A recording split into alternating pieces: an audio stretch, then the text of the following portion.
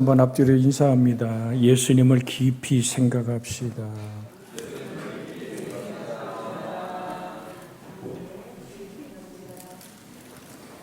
깊은 가슴 속에 주님 없이는 살 수 없는 나, 그렇게 주님을 사모하는 우리가 되어지기를 주의 이름으로 축복해 드립니다. 우리는 섭리자의 역사, 우리가 9페이지의 마지막 단을 같이 저번 주에 나눴지요. 섭리란 역사 세계에 일어나는 모든 사건이 하나님의 치밀한 계획 아래 다스려지고 있다는 뜻입니다. 그러므로 비록 작은 일이라도 빼놓지 않고 하나님이 관리하시며 운영하신다는 사실을 우리는 지금도 교재를 함께 읽으면서 봅니다. 그런데 하늘과 땅과 바다의 모든 곳에 하나님의 손길이 있다. 그래서 요나가 하나님의 낯을 피하여 뱀밑에 자지만 하나님은 풍랑으로 파도로 요나의 길을 가로막고 물고기를 준비하시기까지 하나님의 계획은 니느웨의 백성을 구원하는 데 있었습니다. 그래서 우리가 하나님의 청직이라는 것은 하나님 주신 사명 때문에 살아가는 그 간절함이, 소원이, 기도가 되어야 될 줄로 믿습니다. 그러면서 우리가 모든 사건과 행사까지도 하나님이 주관하시는, 그래서 시편 75편 7절에 보면 오직 재판장이신 하나님이 나를 낮추시고 저를 높이시느니라. 사무엘상 11장 13절에 있는 말씀에 보면 사울이 이르되 이날에는 사람을 죽이지 못하리니 여호와께서 오늘 이스라엘 중에 구원을 베푸셨음이니라. 이 무엇을 얘기합니까? 전쟁의 승리와 패전까지도 하나님의 손에 있다. 그래서 우리가 항상 기도하는 겁니다. 북한 저 끝없는 핵폭탄을 만들어 놓고 어디서나 이제 미사일에 핵폭탄을 장착해서 쏘기 시작하면, 여러분 방향이 남한으로만 바뀌면 초토화되는 거예요. 핵우산 얘기하지만 서로 핵을 쏴서 서로 자멸해 버린다는 것은 인간의 계획일지 몰라도 하나님의 계획은 그렇지 않습니다. 그래서 전쟁은 여호와께 속한 것이라. 하나님이 무엇을 보고 이 민족을 복주실까요? 대한민국 내조국에 하나님 복주시는 근거가 뭘까요? 교회입니다. 교회가 하나님의 성결하고 거룩함을 회복하여 예루살렘 거리를 빨리 왕래해보라. 그 중에 단 한 사람이라도 그 죄악을 보고 우는 눈물에 우는 이가 있다면 하나님은 그 우는 눈물을 보시고 이 성을 용서하시리라 그랬어요. 여러분 항상 기억하죠. 소돔 고모라가 영원한 유황 불비에서 모든 것이 불타버릴 때 롯을 구원해낸 이유가 까닭이 뭡니까? 하나님은 아브라함을 생각하사 롯을 죽음에서 건져내는데, 하나님은 롯 하나만 건져낸 게 아니고 롯에게 기회를 주잖아요. 무슨 기회를 줍니까? 내게 속한 모든 자를 데리고 나가라. 롯의 말을 듣는 모든 사람들은 죽음에서 벗어날 수 있는 기회를 줬어요. 그것이 소알이란 성에 들어갈 때 롯과 달게 소알이란 성이 유황 불비에서 건져지잖아요. 여러분 전쟁은 여호와께 속했다는 얘기는 여러분과 제가 하나님 보기에 어떠한 사람이 되어야 될까? 정령의 민족 이 땅을 하나님이 전쟁의 피비린내 나는 데서 건져줄 수 있는 은혜의 사람. 가만히 생각해 보십시오. 저 중국은 이북을 군사 기지화하고 있습니다. 러시아도 마찬가지죠. 미국은 우리 대한민국을 군사 기지화하고 있습니다. 우린 뭘까요? 정말 약하고 힘없는 이민족 이 땅에 하나님이 공유를 베풀지 아니하시면 이 땅의 모든 국가와 국가 간의 유엔이나 모든 윤리적인 나라와 나라를 침범하지 않고 생명을 지키는 원리를 누가 지금 다스리고 있을까요? 사람 같지만 그 뒤에 하나님의 지혜와 하나님의 섭리가 있다는 사실을 기억하고 쉬지 말고 기도하라. 이는 그리스도 예수 안에서 너희를 향하신 하나님의 뜻이니라. 기억하십시오. 주의 은혜와 공률이 있기를 원합니다. 지금 80이 넘으신 우리 교우들, 70, 80대 이하는 잘 기억하지 못할 겁니다. 그러나 80 이상은 6.25의 피비리 난 전쟁의 피란길을 기억합니다. 70년 가깝게 전쟁이 없는 이민족 이 땅, 갈라진 분단된 이민족 이 땅에 하나님은 긍휼을 베풀어 주시기를. 그래서 섭리자 하나님은 누구의 기도를 듣기를 원하세요? 나와 여러분의 기도를 듣기를 원하십니다. 구하라 주실 것이다. 찾으라 찾을 것이다. 문을 두드리라. 누구 이름으로? 예수 그리스도의 이름으로. 그 다음에 우리 마태복음 6장 26절 30절을 같이 한번 읽습니다. 마태복음 6장 26절 30절 우리 교재에 있죠. 성경은 여러분이 각자 보시든지 오늘 화면에 떴습니다. 공중의 새를 보라. 심지도 않고 거두지도 않고 창고에 모아두지도 아니하되 너희 하늘 아버지께서 기르시나니 너희는 이것들보다 귀하지 아니하냐. 30절 오늘 있다가 내일 아궁이에 던져지는 들풀도 하나님이 이렇게 입히시거든 하물며 너희일까 보냐. 믿음이 작은 자들아. 심지어 공중의 새를 먹이고 들의 백합화를 입히는 일도 누가 하신다? 하나님이 하신다. 꽃꽂이를 정말 정성 다해서 마음 쏟아서 제단에 꼽았죠. 꽃이 다 다르잖아요. 크기도 모양도 향내도 다릅니다. 이걸 결정하신 하나님이 우리의 삶을 섭리하신다는 사실 앞에 정말로 감사할 수 있는 여러분과 제가 되어지기를 주의 이름으로 축복해 드립니다. 우리 옆에 사람 같이 한번 인사할까요? 하물며 너희일까 보냐.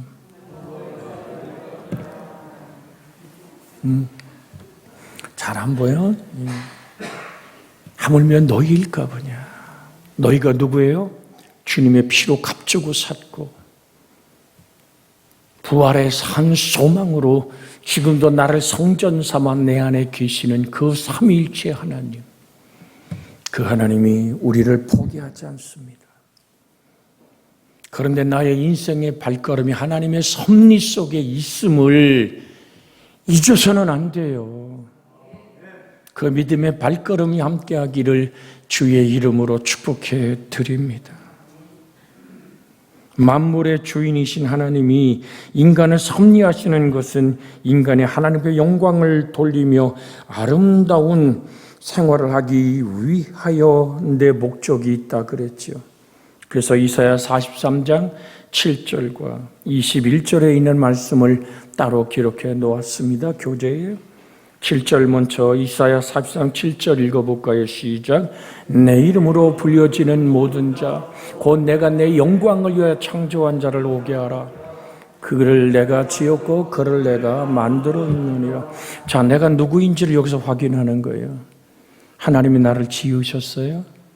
나를 세상에 보내셨어요? 근데 나를 또 세상에서 불러들여 영원한 안식 속에 이끌어 가실 좋으신 하나님이 말씀합니다.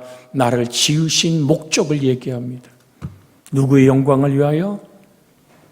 하나님, 여기 내가 내 영광을 위하여 창조한 자라고 말하는 것은 삼위일체 하나님을 말씀하는 거잖아요. 여러분과 저는 하나님의 영광을 위하여 창조된 피조물임을 잊어서는 안 됩니다. 하나님의 형상과 모양으로 지어졌습니다. 그런데 나를 지으신 하나님의 기본적인 목적이 뭐라고요? 하나님의 영광을 위하여. 그 영광을 위해 지은 우리들은 어디로 와야 돼요? 하나님께 와야 되고, 오늘 그 하나님의 나를 만드신 목적이 하나님의 영광을 위한 것이라고 말할 뿐 아니라 21절에 이렇게 말씀하잖아요. 이 백성을 21절 이 백성은 내가 나를 위해 지었나니 나를 찬송하게 하려 함이니라. 찬송이란 우리가 부른 찬송의 곡조의 이야기를 넘어서서 우리의 삶이 하나님을 영화롭게 하는 거예요. 그래서 바울은 빌립보서 1장 20절과 21절에 말씀하고 있는 거예요. 빌립보서 1장 20절, 21절 이것이 하나님을 향한 찬송입니다. 사나 죽으나. 자, 우리 한번 같이 보면요. 나의 간절한 기대와 소망을 따라 아무 일이든지 부끄러워하지 아니하고 지금도 전과 같이 온전히 담대하여 살든지 죽든지 내 몸에서 그리스도가 존귀하게 되려 하나니 이는 내게 사는 것이 그리스도니 죽는 것도 유익함이니라. 이게 찬양이에요. 지금 우리가 성경 공부를 하고 있죠. 재직 훈련을 하고 있죠. 나를 지으신 하나님의 목적이 하나님의 영광을 위한 것이고 나를 지으신 하나님의 목적이 뭐라고요? 하나님을 찬송하게 하려 함이라 그랬어요. 나를 통해 하나님이 욕먹으면 안 되잖아요. 나의 삶을 통해서 하나님의 영광이 가려져서는 안 되잖아요. 그건 내 성공과 실패로 결정되는 게 아니에요. 내가 얼만큼 주가 가신 그 길을 따라가느냐. 누구든지 나를 따라오려거든 어떻게 하라고요? 자기를 부인하고 마태복음 16장 24절이죠. 자기 몫에 태인 십자가를 지고 주님 걸어가신 그 길을 따라가는 거예요. 따라가는 거예요. 그런데 그 동력이 어디서 옵니까? 내 힘으로 절대로 안 돼요. 예수님의 가슴 깊은 곳에 뜻이 하늘에서 이루어지게 땅에서 이루어지기 원했던 예수님의 순종의 발걸음이 그 힘이 되신 여호와가 나의 능력이신 하나님이 내 속에서 동력이 되고 힘이 되고 마르지 않는 샘처럼 솟아나는 은총이 될 때만 가능한 줄로 믿습니다. 그래서 빌립보 4장 13절에 사도 바울은 소리쳐 말합니다. 내게 능력 주시는 자 안에서 내가 모든 걸 할 수 있습니다. 내게 능력 주시는 하나님, 그 예수 그리스도 안에서 내가 모든 걸 할 수 있습니다. 잊지 마십시오. 내 힘으로, 내 생각으로, 내 지식으로, 내 물질로 하는 건 종교적 생활이에요. 하나님이 도우시는 힘으로. 제가 새벽에 드렸잖아요.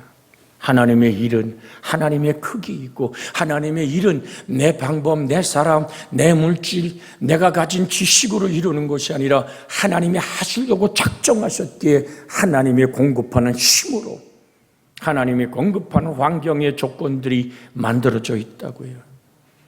아니 생각을 해요. 온 천하에 다니 만민에게 복음을 전파하고 아버지와 아들과 성령 이름으로 세례를 베풀고 내가 너희에게 분부한 모든 것을 가르쳐 지키게 하라. 그게 12 제자에게 합당한 말씀일까요? 그들의 환경, 그들의 지식, 그들의 힘으로 가능할까요? 어림도 없는 얘기예요. 하나님은 당신이 일하려고 결정해 놓은 거예요. 하나님은 당신의 힘으로 우리를 통해서 하나님 되심을 드러내려고 하나님의 영광과 찬송을 받으시려고 그 일을 이루는 거예요. 주 앞에 순종의 아름다움이 있기를 원합니다. 내일도 우리 모세 선교회가 이제 성경과 교회 전도의 티슈를 가지고 길을 나가서 예수 그리스도를 전합니다. 성경을 나눕니다. 기억하십시오. 그냥 주는 것 같지요. 그 속에 하나님의 영이 흐를 때 조용히 성경을 펴보고 우리 교회에서 만든 물티슈에 적혀있는 글을 앞뒤로 읽어보는 순간 주의 은혜가 그를 붙들 줄로 믿습니다. 재미있는 얘기가 있잖아요. 김익도라는 오늘 평양에 건달 사람들을 치고 때리고 돈을 뺏고 몹시도 괴롭히는, 그래서 사람들이 오늘 평양에 장을 보러 갈 때는 선앙당에 돌을 던졌대자. 아이고 오늘 김익도 그놈의 새끼 안 만나게 해달라고. 그때 선교사가 지나가면서 전도지를 주면서 예수 믿으세요 했어요. 그러니까 김익도가 그거를 가지고 코를 확 풀면서 집어던져 내 주먹이나 믿어라 하고 선교사를 조롱합니다. 그때 선교사가 한마디 했다 그러죠. 전도지로 코 풀면 코 썩습니다. 그 얘기를 듣고 잠을 자는데 계속 그 얘기가 들려오는 거예요. 전도지로 코 풀면 코 썩어요. 잠이 안 오는 거야. 그래서 그 집회하는 곳을 찾아간 거예요. 아무래도 코가 막 썩을 것도 같고, 그래서 찾아가서 그 집회 은혜 받고 예수를 영접해서 산에 가서 기도하며 하나님의 영광을 찬송할 때 평양에 소문이 난 거예요. 김익도 죽었다고. 야, 그놈의 새끼 잘 죽었다고. 그래서 국밥집에서 그날은 국밥을 공짜로 줬대잖아. 그 알턴이가 빠졌다고 좋아했는데 어느 날 김익도가 성경 찬송 들고 나타난 거예요. 길에 저놈의 새끼 죽은 자는 또 왔다고. 아니라고, 주 예수를 믿으라고. 여러분, 우리는 기억해야 됩니다. 나는 전하는 것, 나는 예수의 얘기를 왜, 그게 뭔 효과가 있는지 몰라도 효과를 거두는 분은 하나님이십니다. 씨를 뿌리는 건 우리를 통해서 이루시고 거두시는 분은 하나님이신 줄로 믿습니다. 그래서 이제 오늘 주보에 나온 그 확실한 교재로 넘어가면 10페이지. 인간은 하나님의 청지기. 자, 그 10페이지 맨 위에 오늘 그 주제의 글을 같이 한번 읽습니다. 10페이지 맨 위에죠. 시작. 인간은 시간과 재능과 물질적 소유를 하나님께서 우리에게 맡겨주신 것이라는 확신 밑에 모든 인류를 위하여 하나님께 봉사해야 한다. 여러분, 인간은 시간과 재능과 물질적 소유를 하나님께서 우리에게 맡겨주신 것이라는 확신을 가져야 된다 그랬어요. 그러면서 고린도전서 4장 7절을 오늘 거기에 써놓았습니다. 자, 고린도전서 4장 7절 우리가 금방 읽었습니다. 한 번 더 읽습니다. 누가 너를 남달리 구별하였느냐? 내게 있는 것 중에 받지 아니한 것이 무엇이냐? 내가 받았은즉 어찌하여 받지 아니한 것 같이 자랑하느냐? 내 것이 아니라 주인 되신 하나님이 맡겨주신 것이다. 여기에 우리는 아멘할 수 있기를 주의 이름으로 부탁을 드립니다. 하나님의 용기는 인간의 온갖 소란 위에 초월하여 계시며 변함없는 평화 속에 지극히 복되신 삼위일체 하나님을 우리는 내 영혼 안에 지니는 정말로 부동의 고요함을 회복해야 됩니다. 좀 어려운 영성의 이야기를 좀 드렸습니다만은 내가 하나님께 모든 걸 받았다는 얘기는 우리 속에 임한 하나님의 주심의 맡김이 어디서부터 출발해야 되느냐? 인간의 온갖 소란 위에 초월하여 계시는 하나님.